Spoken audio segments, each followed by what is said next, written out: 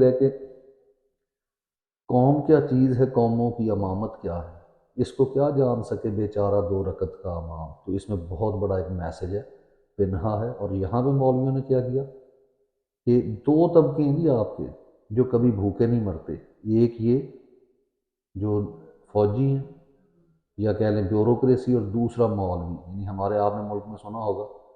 کہ جناب مولوی بنا دیں، فوج میں بھرتی کر دیں، ملک عمر بھر کی روٹیاں، اور باقیوں کو یہ مولوی بتاتے ہیں کہ جناب آپ کے اوپر یہ اگر غربت ہے یہ اللہ کی آزمائش ہے۔ ٹھیک ہو گیا؟ آپ کو انہوں نے اس چکر میں ڈالے رکھا کہ جناب آپ کا جنازہ کون پڑھائے گا، اور آپ کو نہ قرآن پڑھنے دیا، نہ قرآن ترجمے سے پڑھنے دیا۔ اور آج وہی تقی عثمانی صاحب جو بہت بڑے عالم، یعنی اس کو پاکستان میں سمجھا جاتا ہے، جو بندہ سچ نہ بول دے، جس کو یہ سمجھنا ہو کہ کون سی بات کرنی ہے کون سی نہیں کرنی، اور جب ملک میں فرعونیت راج کر رہی ہے تو وہاں پہ ابھی وہ D G I S P R گئے ہیں جناب، وہ جامعہ بنوریہ میں یا کون سا مدرسہ ہے وہاں پہ ایک مولانا صاحب نے اٹھ کے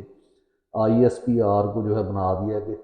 وہ عین اسلامی ہے، اور نبی صلی اللہ علیہ وسلم نے نعوذ باللہ جو ہے اس وقت اس طرح کا آئی ایس پی آر میں، یعنی شرم نہیں آتی، جو یہ چاہتے ہیں وہ منہ سے بولتے ہیں۔ تو بہرحال یہ سارا کچھ ہو رہا ہے، اور اس میں جو کہا جاتا ہے نا کہ قوم منافق ہے، قوم کبھی بھی منافق نہیں ہوتی۔ ان کے اوپر جو ان کو رول کر رہا ہوتا ہے، ان کے اوپر حکمرانی کرتا ہے نا جو طبقہ، وہ اگر منافق ہوتا ہے تو قوم منافق ہوتی ہے۔ وہ اگر سزا رکھ دے سب کے لیے ایکول، کیسے ممکن ہے؟ یہی وہ پاکستانی ہیں جو بیرون ملک بیٹھے ہوتے ہیں، جو عرب ممالک میں یا یورپین ممالک میں یا امریکہ میں ہمیشہ قانون کے اوپر عمل درآمد کرتے ہیں، نہ تو جرائم میں شامل ہوتے ہیں،